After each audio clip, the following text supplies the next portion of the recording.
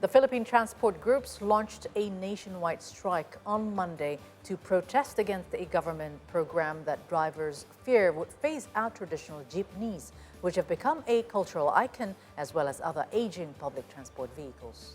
Right. However, officials were braced with contingencies, including the deployment of government vehicles to take stranded passengers. Other groups refused to join the week-long strike that could keep more than 40,000 jeepneys and van passengers off the streets in the Manila metropolis alone. Protesting drivers and supporters held a noisy rally in suburban Quezon City in the capital region. Then, they proceeded in a convoy to a government transport regulatory office to press their protest. Officials said government vehicles were deployed to transport commuters in some areas, but they did not immediately provide more details. Transport officials warned that protesting drivers who would resort to violence and coercion to stop passenger vehicles not part of the strike would face criminal charges. The Government Transport Modernization Program, first launched in 2017, aims to replace dilapidated and dangerous jeepneys and vans with modern vehicles which have safety features and conform with carbon emission standards.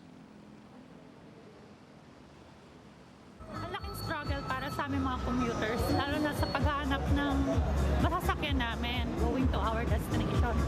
So, talagang napakahirap, lalo sa panahon na to. Well, in my opinion, I am in favor for PUV modernization. Kasi, I think it's time na para ma-modernize lahat, para dun sa ikauunlad ng bansa natin. Okay lang po magkaroon ng modernization, bigyan nila sa ibang gusto mag-ooperate na may pera. Kasi kaming mga jeepney driver, operator, hindi namin kaya yung 2.5 billion. Maawa kayo sa aming mga dukha kay Presidente BBM. Lahat kami mga jeepney driver ay bumoto sa iyo. Mahal na Presidente Marcos, BBM, ngayon mo ipakita na hindi mo kami iiwas sa ere. Patunayan mo yung sinabi mo ang mahihirap, yung kakampi. Originated from the 1930s, sorry, jeepneys. Yeah. What were you going to say?